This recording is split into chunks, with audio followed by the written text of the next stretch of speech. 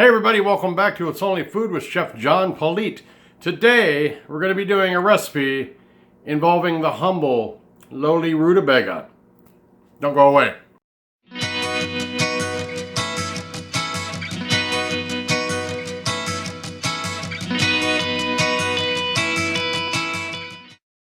Alright, well welcome back to It's Only Food with Chef John Politte. And if this is your first time seeing us on the internet, or if you just happen to stumble across us while you're doing a Google search for rutabaga, then go ahead and hit that subscribe button right there, and then hit the notification bell to be notified every time that I upload new content.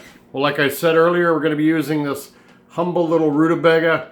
So it doesn't get much love except around Thanksgiving when people seem to make them for some reason. I couldn't find out why, but I did a little Google search on it and was looking for a pretty decent recipe. And it's also a good time for me to showcase one of my seasonings that I come up with too. So let's head into the kitchen right back there and start making some magic with this guy or girl. This is a root vegetable and it is full of vitamin B, vitamin C, and some iron too. It has got a paraffin wax on it that they put on it after they pick this crop in order to keep it from drying out. So the best way to do that is we don't need to actually peel the wax off. We need to peel the outer skin as well. So what I'm going to do is I'm just going to cut the tops and bottom off so that it is stable and it won't go anywhere. And then we're just going to, you can do this with a paring knife, you can do it with a peeler, but we just want to get that top coating off so we can see the flesh underneath, because that's what we're going to be working with and eating after it's cooked. All right, well, this is what it looks like when it's all peeled, and it's nothing but it looks and smells very much like a turnip or a parsnip, or it does smell a lot like a kohlrabi as well. Kohlrabi, my mom used to plant that in our garden when I was a kid, and we would eat a lot of kohlrabi. I do love that too. But here we go. Now what I'm going to do is we're going to dice this up. We're going to do this in a large dice. There is no stem or core in there that you need to worry about, much like a potato. So I'm just going to chop these into even-sized dice.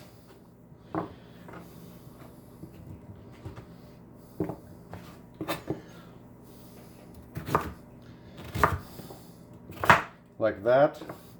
Get some nice cubes in there. Remember, the bigger the dice, the longer it's going to take to cook. So I want to roast these, so I want to take a little more time because I want to roast them at a high temperature, so I don't want them too big. So, and there it is. Now we're just going to season these. I'm just going to season these. I'm going to hit with some olive oil. 2, make that 4. This is my Greek seasoning. This is on our website. I will put a card right here up in the link, and then a link in the description below. This is fantastic. It's very good on vegetables, so I thought I would give this a try on some of this rutabaga. All right, now I got one more thing to do, 2 more things to do here. I'm also going to hit it with a teaspoon of Dijon mustard. And then I got some lime juice right here.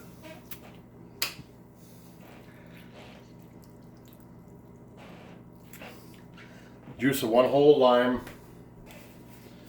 And we're just gonna mix it all up very well.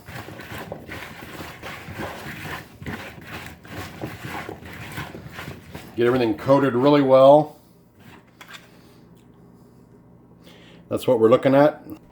Spray our pan down a little bit. Even though it's got oil all over it, I don't want to have it sticking. So I'm just going to spray the pan down. And then we'll just add all of this in here. Make sure it's 1 layer. And this is what it looks like. Now we're going to throw it into our oven to roast at about 425 for about 40 minutes, but I want to check it halfway through that cooking cycle just to make sure it's not cooking too fast. So let's stick this into the oven. Alright, as you can see, these look fantastic. And just let me tell you, from my standpoint, these smell fantastic as well. Right now I'm going to plate these up, hit them with some Himalayan sea salt, and then I'm going to hit them with a little Asiago Fontina on top. We're going to take a lot of pictures of it for social media, and then we're going to lay it on the timeline with some beautiful music underneath, and then we'll come back and say goodbye. We'll see you in a bit.